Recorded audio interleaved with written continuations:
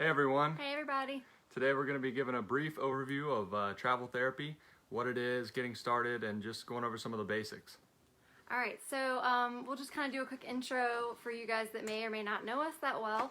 I'm Whitney and this is Jared, and we are both traveling physical therapists. We've both been doctors of physical therapy since 2015. And we actually started traveling right after graduation in May or June of 2015. So we've been traveling therapists for about 3.5 years. So we actually have our own personal blog that you guys may have seen before. It's called Fifth Wheel Physical Therapist. And the reason why we have this blog that's called Fifth Wheel Physical Therapist is our first couple years of working as traveling therapists, we actually lived in an RV or a camper, and the type of camper that we had was a fifth wheel travel trailer. So for those of you guys that have no idea like anything about campers or anything like that, we had a fifth wheel camper that we traveled in and lived in for work. So we kind of put the two and two together and made the name Fifth Wheel Physical Therapist. So since then, that was our original blog, and on our blog we kind of talk about our travels and about travel therapy in general. But since then, a few months ago, we actually started a new website called Travel Therapy Mentor. And so on our new website and our new page, we're actually talking a lot more about just travel therapy specifically. So things about how to get started and tips and tricks about being a travel therapist. So we wanted to start kind of a new video series talking about different travel therapy things. So today, oh hey Jeff, good to see you, and I see a couple other people are coming on. So today we're going to just be talking about really basic introductory stuff. Some of this may be stuff that you guys that are tuning in already know, but we wanted to go ahead and just have this be our first video, kind of an introductory, really basic. And then we're going to take into account some questions that you guys ask and make later videos in more depth about other topics. So for those of you guys that are tuning in, we really appreciate you coming at us during the playoffs. It happened to line up pretty good at halftime. Not planned at all. We had no idea it was playoffs tonight. We were just like, oh, Sunday's a good time. And apparently it's playoffs. So yeah, didn't really think about it. Oh well. So Jared kind of got our video up and going and shared in a couple groups so that more people can hop on and join the conversation. So if you guys are tuning in, go ahead and just leave us a comment below and say who you are and kind of where you're at in this process. Are you brand new to travel therapy? Are you still a student? Are you just thinking about it? Let us know so that way we can kind of feel out who our audience is and let you know some different info on travel therapy. And as we go, any questions you have, just post them and we'll try to answer whatever we can. Yeah. So like I said, if you missed it kind of in the beginning when I was first talking, today's going to be super basic. Like I'm literally calling it the what, the who, the where, the when, and the why of travel therapy. And in the future, we're really going to do some more specific branched off topics about things like housing and different issues that might come up while you're on a travel therapy contract. So all right, Jared, just as a brief intro, tell us what is travel therapy? What does that mean? Yeah, so yeah, it sounds pretty basic, but I've actually found that some PTs don't even understand exactly what it is because you know, you think of traveling, and a lot of people think of international traveling, like going to other countries, but that's not what we're talking about. This is taking short-term contracts in different areas around the United States, usually 3 months in length, and yeah, so travel therapy is basically, another word for travel therapy is like contract therapy. So just like, for example, like an electrician could be a contract worker and they could take contracts in different parts of the country where they might need an electrician short term. It's the same thing for a healthcare worker. So the most common one that people know about is travel nursing. So there's a huge need for nurses in every hospital, every nursing home, every clinic across the country. So nursing is where it really got its start.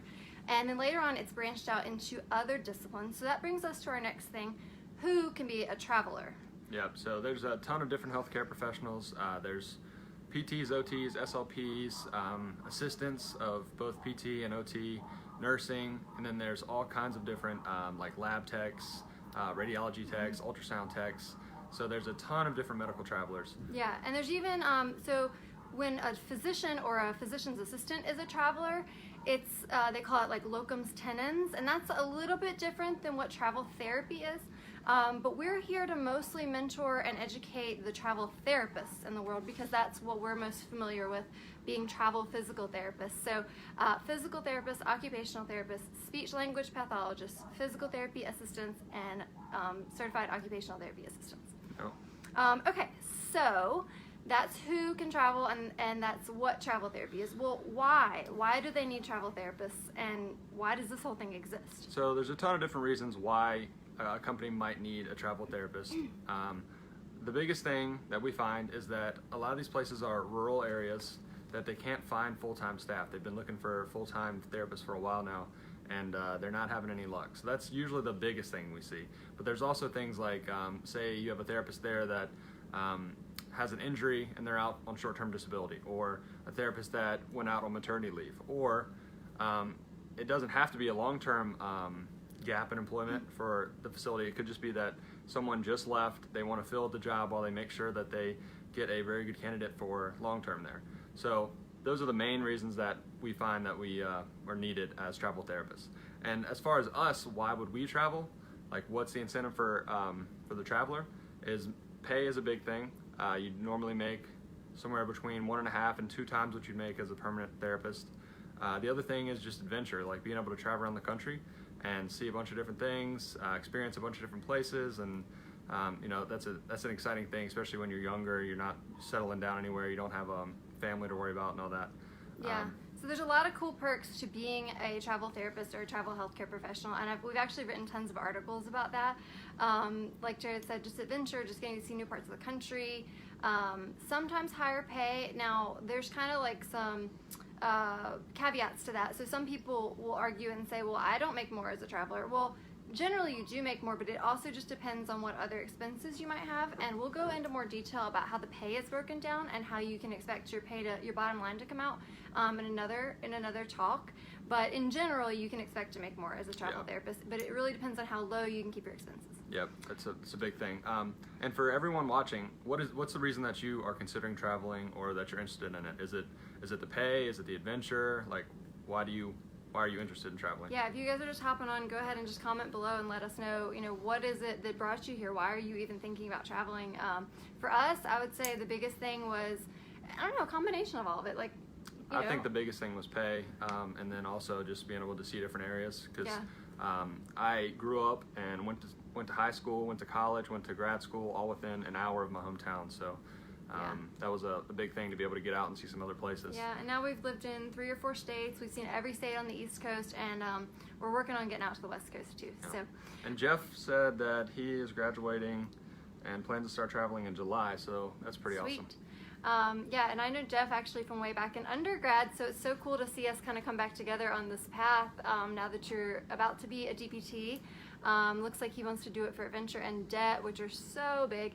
And then looks like somebody else said that they are doing it. Holly, paying off debt and adventure. Yeah, that's the big thing. Biggest things. That's pretty much why we do it. That's why a lot of people do it. And if you guys can live frugally and just make smart choices, and we can certainly help you with some of those things about in a later post or in our, if you want to message us just about some ways that you can be frugal and make this a really lucrative business for yourself. Yep.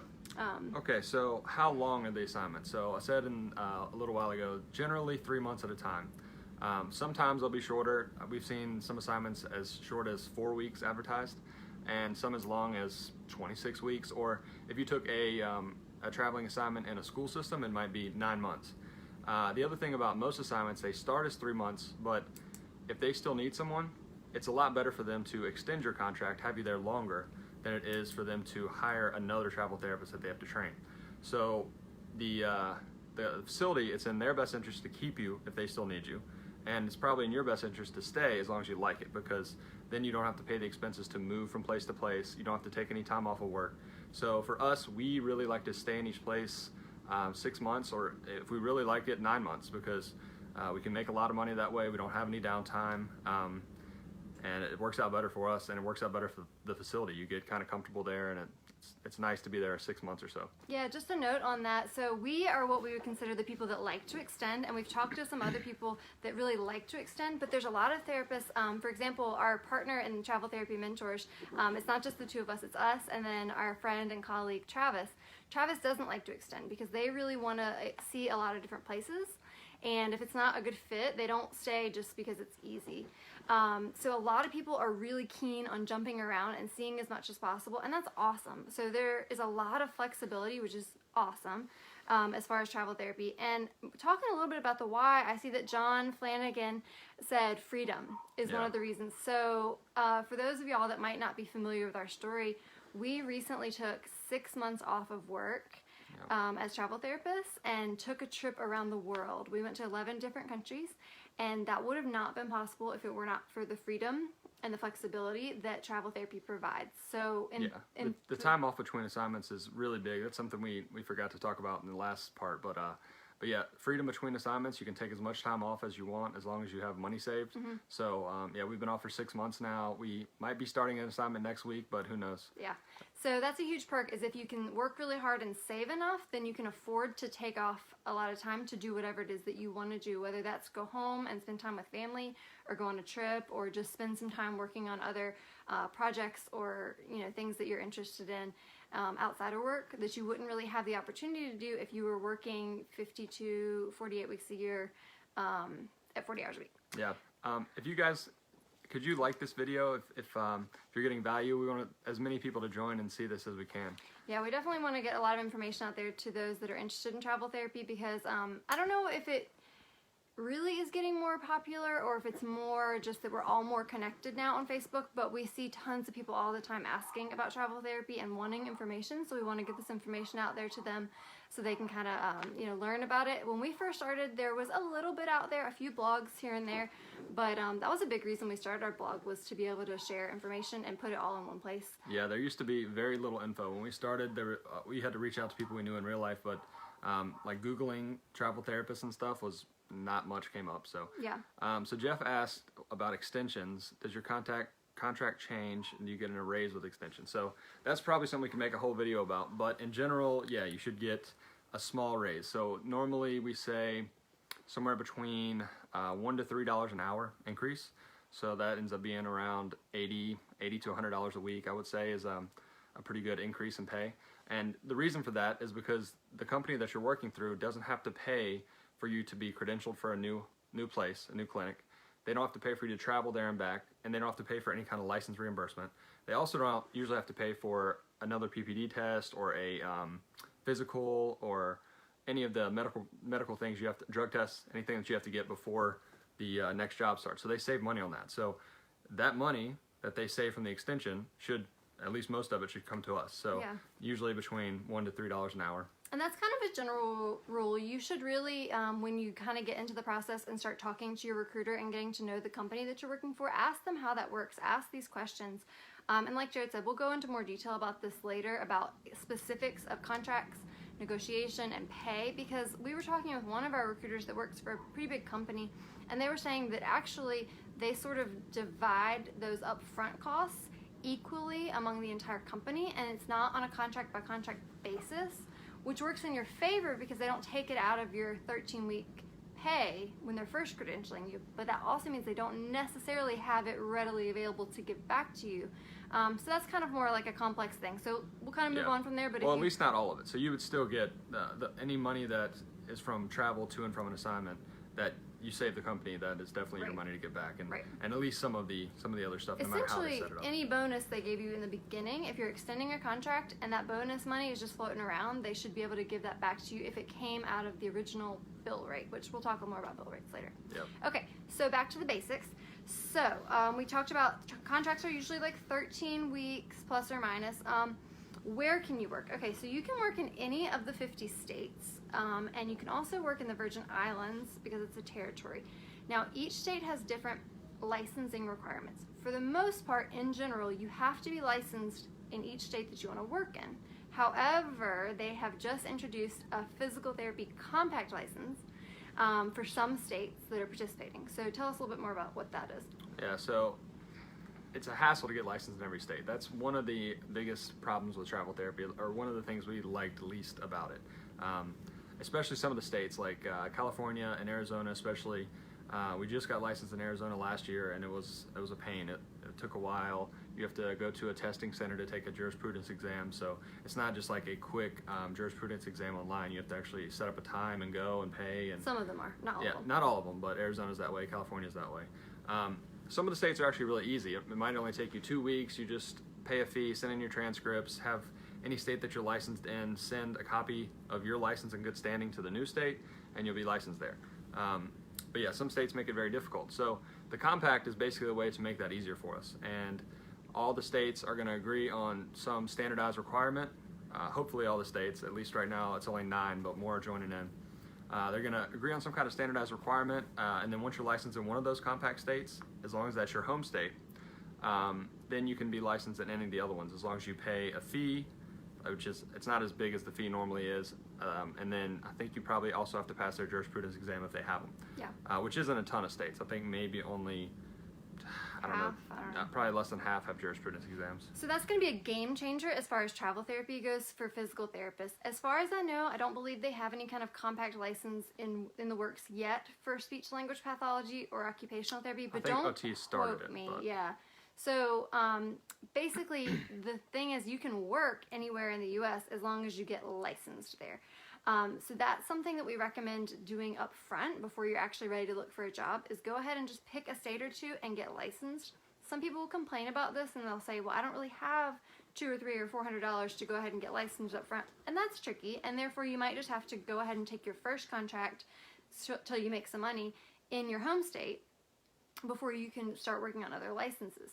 Some companies will actually help you get licensed if you are already on contract with them for your first contract. So say for us, we worked in Virginia for the first time because we're from Virginia. And then while we were in Virginia, our company helped us get licensed in our next state, Massachusetts. And that means that they paid some of the costs up front for us, and we took our next job with them there, and then they reimbursed us for the remaining costs that we had to do out of pocket. So it's a little complicated, but as long as you can get licensed in the state, you can go work wherever you want. That includes Hawaii, that includes Alaska. So let's talk a little bit about what settings you can work in. So where are some different settings that you see contracts? So pretty much every setting has some contract jobs, and it's a little different as far as settings go versus a permanent job. So normally permanent jobs, you would think the highest paying jobs are skilled nursing or home health. Outpatient might be next, or tied with acute care or inpatient rehab. You know, they're all, but usually it's always hospital based, or home health and skilled nursing are the highest paying. For travel, home health still is the highest paying, but skilled nursing is usually a pretty low paying or contract, at least. So it's kind of weird how that works, but outpatient jobs actually usually pay a little better than home health would, which is completely different than permanent jobs. And it totally depends. I mean, every state, every city, depending on how desperate they are, how rural it might be, what their budget might be for that quarter or that year, it varies by state and by region. Yeah, and as far as settings, so the most common setting we see are usually skilled nursing, followed probably by home health, and then usually outpatient or acute care are the next ones. So skilled nursing, if you like skilled nursing as a travel therapist, then it's great. You have plenty of opportunities, pretty much any state you want to go to. Yeah. Home health, you're probably in really good shape. Outpatient, so Whitney and I both prefer outpatient, and we find that a lot of people considering travel therapy, especially as new grads, also are comfortable with outpatient. And we have taken the majority of our contracts in outpatient, and we travel together, so it's even harder to find two in the same area, but we've done pretty well with it. So if you only want to work in one setting, you can definitely do that. But if you're open to different settings, then that opens you up to go to different places that you might want to go to. Yeah. So let's, we've kind of covered some of the basics, and now I just want to sort of go through what does the process look like from start to end. How would you get started with a travel therapy contract and all the way to the door to when you start? So I think the first step would be contact some recruiters and companies. So you work generally with a travel company or a contract company, basically. So there's a ton out there, hundreds. And then within that company, you have a recruiter that's your main contact. So the best thing to do is to get advice from someone that you know. We'd be happy to give you guys any recommendations for the travel therapy companies that we work with.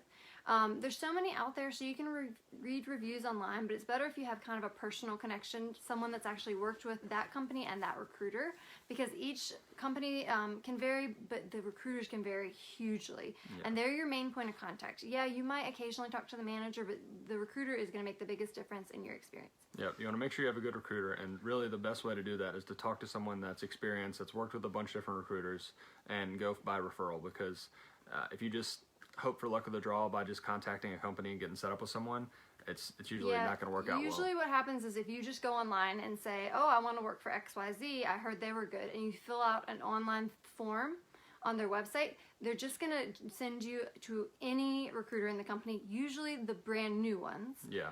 And so you have no idea if they're good at what they do yet. Yeah. And they can make a huge difference in your experience. And you have to remember, too, that the good recruiters are going to have a lot of travelers working for them. So they're going to be getting people from referrals. And likely you're not going to be set up with someone that's already busy if you contact a company directly. So they're going to set you up with someone that's not as busy, which could mean they're new. It could mean they're not as good. It could mean a lot of things, but it's usually better to get referrals from someone. Yeah. So let us know if you guys need recommendations. So once you've gotten in touch with a recruiter and a company, you want to build a relationship with this recruiter. Tell them what it is you're looking for. Hey, I'm Whitney and I'm going to be graduating in May and I want to take a job somewhere on the East Coast. And then they'll start giving you some recommendations. They'll start answering some of your questions. They'll say, oh, I usually see a lot of jobs in South Carolina, but I don't see very many in Florida. So, I know you really want Florida, but maybe for your first job, maybe we should get licensed in South Carolina or, whatever. And then you let them know, okay, I can start around this time after I take my boards. And I'm looking for these settings. I'm most comfortable with outpatient, but I could do skilled nursing if that's what you have. So they'll start building kind of like a profile for you. They'll probably want you to go ahead and fill out some information. That information might be, just fill out an application that has your general information, your references, your resume. If you have a physical on file, all that kind of stuff. So you want to go ahead and get that stuff filled out with about 3 companies. Now, a lot of people ask, can I work with different companies? Yeah, so we usually recommend that if you're starting out looking for jobs, you want to work with probably between 2 and 3 companies. There's a few reasons for that. One, you have more options as far as jobs. So there's some companies that have exclusive contracts with facilities. So you might talk to company A and they have 4 jobs in whatever area you want to work in. And then you might talk to a second company that only has 2 jobs. And it's because that first company has exclusive contracts with a facility in that area.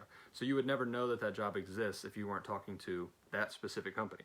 So that's probably the most important thing, to give yourself as many options for jobs as possible so that you find the best fit. Another thing is a little bit it's competition. So if there's the same job presented to you by 2 recruiters, then you can choose between the pay packages. So they'll say, I can pay you this much, give you this much in reimbursement for travel, and then the other company might say, I can give you this much, and you can compare those 2 and see, are the benefits and the pay one company better than the other. So that's another good thing. But try not to pit them against each other. That can be you're bad not doing form. That, oh, this recruiter said he could give me $5 more. I mean, don't ruin relationships over $5. But sometimes you kind of know this company I like a little better because, say, this one's going to give me insurance on the first day of my contract, but this one I'm going to have to wait till day 30. And they have the exact same job with similar pay, then you're like, okay, I kind of want to take it with this company. Yeah. So there's a lot that kind of goes into it, but in general, you want to work with or be in communication with 2 to 3 companies, and it does not mean that you're committed to that company until you sign a contract with them. So just because you have 3 recruiters that you build relationships with and have profiles filled out with does not mean that you work for 3 companies. You only work for one once you take a contract with them. So that kind of goes over the first step is to sort of contact the companies and let them know what you're looking for. Yep. So after that, licensing, I guess. I saw Ryan joined. I think he just finished his first week on his first travel contract. How's that going? Oh yeah, let us know. Yep. If anybody new hopped on, kind of tell us who you are and where you're at in this process. And remember what you were saying, but and then John asked, have you found rural settings to have higher pay in general? Yeah, usually rural settings have higher pay. I think the big reason for that is supply and demand. Not as many travelers want to go to rural places, so they don't have as big of a pool of travelers to pull in. And the other great thing about rural places is that they usually cost less to live. So we love going to the rural places. We can find cheap housing, cheaper food. Everything's cheaper there, and then we make more money. It's really a great situation if you like rural places. All right, so I see a couple other questions coming in, but let's hold on just a sec. Let's kind of go through this process real quick before we answer the last couple questions. So once you found a recruiter and a couple recruiters and a couple companies, you're going to be starting to build a relationship with them. This should be a few months in advance before you actually want to start working. I'd say at least 2 to 3 months before you're ready to start working, because you want to go ahead and have this relationship built, let them know what you're looking for, where you want to work, what settings you want to work in, and build your profile. Because when the jobs start coming in and it's time to be submitted, you need to be competitive and you need to be submitted early. So when it comes to time, it's usually going to be like 4 to 6 weeks from your desired start dates. They'll start seeing jobs come through. So for example, if you know you want to start June the 1st, by about May or the middle of April, your recruiters are going to be emailing you, hey, we just got this job in the state that you're looking for. These are the details. Can I submit you for it? And you want it to be pretty quick. Like, you want to already have everything established with this recruiter and know that you trust them before you say, yeah, go ahead and submit me, because that can turn around really fast. And if you're not one of the first applicants to be submitted for that job, it might go away. That's not always the case, but it kind of, sometimes it goes really fast. So you want to have this process started a few months before you're ready to actually take your job. Yep. So the process is pretty much find a recruiter, fill out the application. Once you've talked to the recruiter, don't just go on the website and fill it out. You'll get stuck with somebody random. Have your profile filled out. They'll let you know, okay, I need records of your physicals and your immunizations and that kind of stuff. And then you need to get licensed. So depending on how long, if you want to take a contract in California next month, it's just not going to happen. You have to start the California license way in advance because it takes a long time. But they might have a list for you and say, hey, Tennessee is only a 2-week license. Don't quote me, but it's short. So maybe we could do Tennessee first. So it's better to have the license in hand. It's very rare that you're going to see a job pop up and then have time to then get licensed. Yeah, it does happen, but yeah, it's much better to have the license in the state you want to work in, and then you're just watching for a job that works for you in that state. Yeah. So then the next step is, once there's a job that comes up that fits your criteria, your recruiter says, hey, Whitney, I have this job for you. Do you want to be submitted? And then they should usually show you what the pay will be before they submit you. A pay package is what we call it. And they'll say, hey, here's the pay package, and you guys come to an agreement on whether that's okay or whether there's some more money floating around they could give you. And then you say, yeah, go ahead and submit me. Now, once you're submitted, then what kind of happens after that? Yeah, so one thing to touch back on is, she said you should get the pay package before you're submitted. And I think that's really important, and some companies or some recruiters and companies don't always do that. But it's important because what's the point of you interviewing for a job that might have pay that you don't want at all? Like, you need to know that that's a job that the pay would work for you before you do the interview, because you're just wasting your time and wasting the company's time. And then sometimes you'll get guilted into taking something you don't want, because say they don't give you the pay package and you take the interview and you're like, oh, it actually sounds like a really good job, but then the recruiter, if they're not a great recruiter, but maybe they are, but anyway, they could either lowball you and say, oh, this is all we can pay you, but then you're like, I really want the job, so you take it. Or maybe they're not lowballing you, maybe it's just all they really have, and you're like, crap, now I'm gonna have to take this low-paying job that I don't really want to take, but I feel bad. So it's better just to know it all up front. Yeah, get the details, know that that's a job you want, and then after that, you should have usually it's a phone interview that the manager or your recruiter will let you know what the manager's name is. The manager will call you and have a quick phone interview. So the interview, I always still get nervous. It's nothing to get nervous about, but I get nervous about it. And normally these interviews are extremely informal.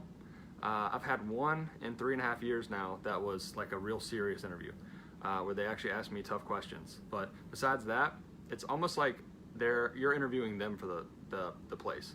A lot of times they'll just give you a description of the area and the setting, and they're answering your questions, and then as long as everything sounds okay, they offer you the job.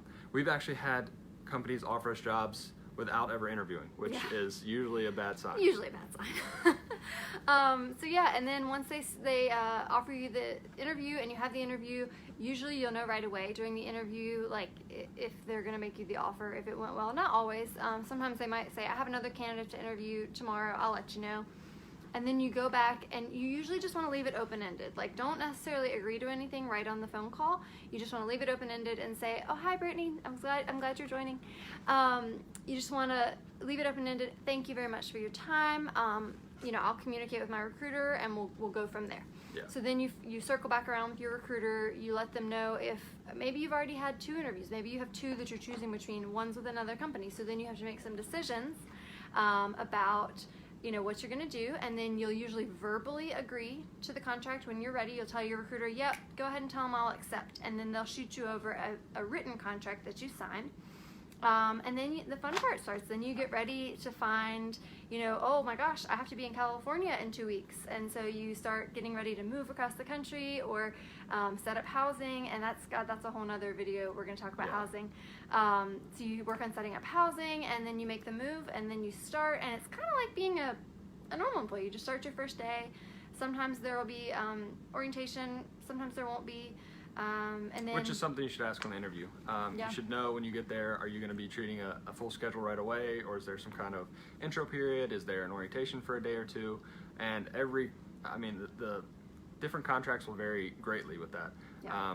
I've had one where I pretty much had like a 1 hour orientation, and then I have a full schedule the rest of the day. I've also been at contracts where I had basically 1 week of shadowing followed by 1 week of a partial schedule, and then by week 3 I started to have a full schedule. So it can be a massive difference. Yeah. So there's so much more that we could talk about. We could talk for hours, but it's time to get back to football soon. Yeah, so it's 30 if you guys have any more questions about the basics of travel therapy, go ahead and shoot us the comments below. We're going to run through a few comments real quick. Yep. And then anything we don't get to, we are going to write down notes, and we're going to do another video coming up soon. We'll announce it soon, but we've already got one planned for housing and living in RVs. I want to do one about contracts and contract negotiation. So there's a whole bunch of other stuff we want to talk about, but we got to get back to the playoffs. So let's answer these questions real quick. Yeah, so let's see. I don't know if I can see them all. Okay. Hold on. All right. Oh, gosh. Shoot. Wait, what do we look like now? I think it probably We're flips. technically logically challenged. Can you guys tell us if we're vertical or horizontal? I think it's still horizontal. Okay. All right. Let's see. Have you taken a job in less desirable setting because you wanted to start working, so you wait for the setting you want? So Holly wants to know, have you taken do a you job wait? in a less desirable setting because you wanted to start working, or yeah. Mm-hmm. We have, not very often. It's harder for us as a pair, so we have settled probably two times in 3.5 years. Usually we get the setting we want. I've taken all but 2 of my contracts in outpatient out of 12, I think 12. So we don't settle often, but we will if it's a decent paying job. And the one time we went to skilled nursing was because it was actually in the same facility, which was a big plus for us. We could actually work together there, so that was good. Yeah, and I will say it's easier as a single traveler to find what you want and be more picky about it. Sometimes we do have to settle a little bit more being a pair, but it is doable. We know tons of pairs that work together. PT and PT pair, PT and OT pair, PT and nursing, whatever. So it can be done for sure. Yep. Okay. Ashley asked, how far from your home does it need to be considered traveling? So a lot of companies will tell you 50 miles. That seems to be something that a lot of the travel companies put out there, but that's actually not accurate. The real answer is it needs to be far enough away that it makes a commute unreasonable. And then also you need to have duplicate expenses. So that's where a tax home comes into play. And we've written about that before. And also there's a website called traveltax.com that's really good for that. Mm-hmm. In general, I guess 50 miles is a decent rule of thumb, because if it's 50 miles away, you're probably not commuting. But you need to be paying duplicate expenses, which means you need to be paying expenses at your tax home and also at the travel location. So that's really the biggest thing. Yeah, so we can do a whole nother video on tax homes and qualifying for travel stipends. You could technically take a travel therapy contract job in your hometown and live at home. The only difference is you would have to have your full pay taxed. They would not be able to give you untaxed stipends if you're not meeting the requirements to receive those untaxed stipends. So when we get done with the video, I'll copy and paste the link to the tax home article, and you can read that. That'll explain it a little bit better. But I will say certain companies will hold you steady with that 50-mile rule. So even if it's 48 miles away and you're like, that 48 miles, I'm gonna get an apartment there and my house is here, and you won't give me the tax-free stipends, but some of them just follow that rule hard and fast, and it's not a bad thing. Yeah. But also, they're just being overcautious, basically. if it's 51 miles away and you plan to live at home, and they're like, oh yeah, we can give you the stipends tax-free because it's only 51 miles away, that's not legit, and you shouldn't do that. Yeah. Yeah, you need to make sure you're duplicating expenses. All right, Jeff says, has there been a situation for you two where you guys have found 2 workplaces close by, but only one of you got accepted, or once you both get interviews, it's locked in basically. I don't think we have ever accepted an assignment without the other one having an assignment already. Just one time. And that was our very first contract. Yeah. So actually, she did accept one before I found one time, but no, we don't do that, and we don't recommend most other traveling pairs do unless there's some kind of crazy situation. You pretty much want to make sure that you have 2 jobs in that area before you ever interview. Really, I mean, if you are interviewing for the job and it's a potential job, you want to make sure there's something within driving distance if you're traveling with someone. Yeah, but some people don't. Some people, like, say you're going to go to Chicago and you know another job is going to pop up in Chicago and you really like this one job. Some people will go ahead and hop on it. It really just depends on you, but you have to know that if worst comes to worst, the other one of you might not find anything. It might just have to do PRN. So it really depends on how comfortable you are with that, but most of the time we would always recommend that you have 2 locked down and have 2 offers before you accept the offers. And sometimes it's like a shoo-in. Sometimes you know that you're the first one or the only one that's interviewed and there's no other competition, and you can wait 24 hours or 48 hours until the other one has their interview to accept. But sometimes they're interviewing a bunch of people and there's a lot of competition. So it's kind of a balancing act. Yep. All right.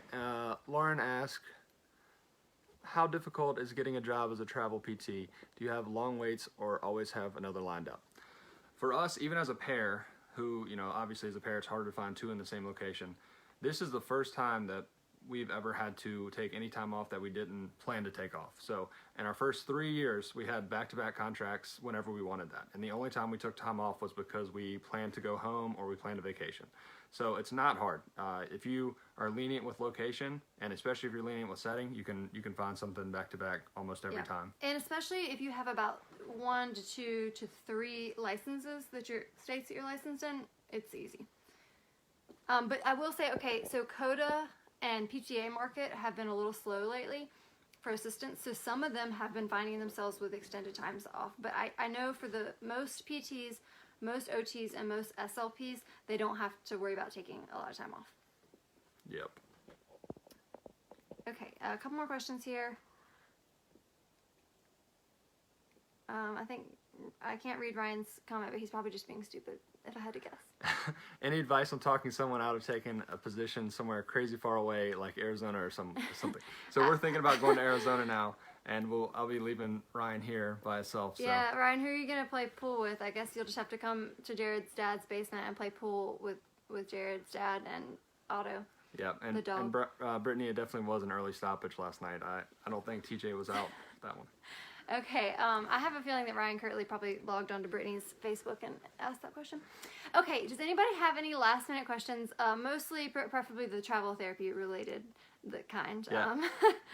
Any questions? We're going to get off here soon, but if you guys could like, comment, share this video, that would be awesome. Yeah. The more people, more you like and comment, the more people see it, and we're going to start doing these videos probably once a week on different topics. Yeah. I was not planning for this to be a 40-minute video. But yeah, I told you we can't do anything fast. We talked too much. It's supposed to be 10 or 15 minutes, and it's 40 minutes.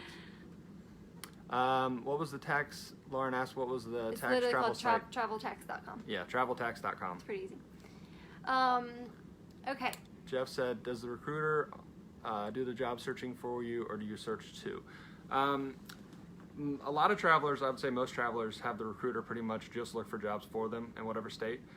Whitney and I, since we're always looking for 2 jobs and we want to make sure that we have back-to-back jobs and we're starting when we want to start, we are always proactive, and we'll search the job boards that on the company websites to look for available jobs and try to find something that works for us.